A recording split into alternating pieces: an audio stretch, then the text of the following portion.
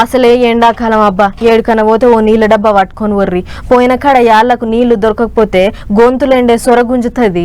ఇక మనకే ఇట్లున్నదంటే పక్షుల పరిస్థితి ఏంది అని అంటారా? పాపం ఆటికైతే కుట్క దడుపుకోనికే సుక్క నీళ్లు దొరకవు, పొడుచుకొని తిందామంటే దాన దొరకదు పాపం. అగో అందుకే గీ బడిపంతులు పిట్టలకు నీళ్లు దాన పెట్టేటందుకు ఇసొంటి ఇగ్రం చేసిండు.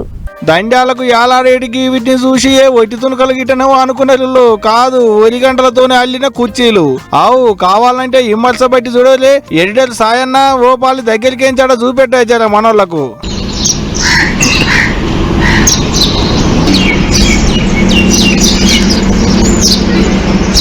ఆగా చూసేది కదా, గిట్ల కుర్చీలెళ్ళి దండాలకు ఏలాడదీసింది గీసారే. పేరు దాలినాయుడు, కాకినాడ జిల్లా సార్ది. పంతులు కొలువు చేసేటోడు ఉండేనట, కానీ ఇప్పుడు రిటైర్డ్ అయిండు. మరి గిట్టెందుకు చేసిండయ్యా అంటే గాలిలో ఎగిరేటి పచ్చులకు మేత పెట్టేతందుకు. ఆవు సారు పచ్చుల ప్రేమికుడు, అందుకనే సారు హరిత వికాస్ ఫౌండేషన్ అని పేరు పెట్టి గిట్ల పిట్టలకు పచ్చులకు మేత పెడుతుండ అన్నట్టు. 2012 నుంచి కూడా అంతరించిపోయే దశలో ఈ పిచ్చుకలను కాపాడడం కోసం ఒక ఉద్యమంలా తీసుకున్నాం. ప్రతి పాఠశాలలో ఉన్న విద్యార్థులను మోటివేట్ చేయడం. పక్షులు 30% మాత్రమే గింజలు తింటాయి, ఉన్న 70% పురుగులను తిని రైతుకి ఎంత మేలు చేస్తాయి. రైతు నేస్తాలు పక్షులు, అందుకే అవి నవజీవన వేదాలు.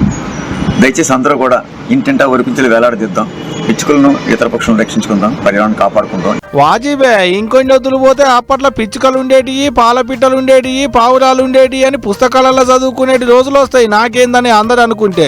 గిట్ల అల్లిన కుర్చీలను గుళ్ళ ముంగట ఖాళీ జాగలున్న కాడ బాటమడిపోయేటి కాడ కానొచ్చేటి షట్లకు తాళ్లు కట్టి ఏలాడదీస్తాడట. అంతేకాదు నీళ్ళ కుండీలు కూడా సారే పెడతాడట. అంటే ఆకలైనప్పుడు గా గింజలు ఒడుచుకొని తింటాయి, దూపైతే గిన్నె నీళ్లు తాగుతాయి అన్నట్టు. ఏడాదంతా ముచ్చటట్ట పెట్టురు కానీ ఈ ఎండాకాలం అయితే అవసరమే. మరి ఇక సారోళ్ళ ఇంటి మీదనైతే సందే లేదు, బంగుల మీదంతా దండాలు గట్టికి కుర్చీలు ఏలాడదీసిండు సారు. గొప్ప ముచ్చటే కదా.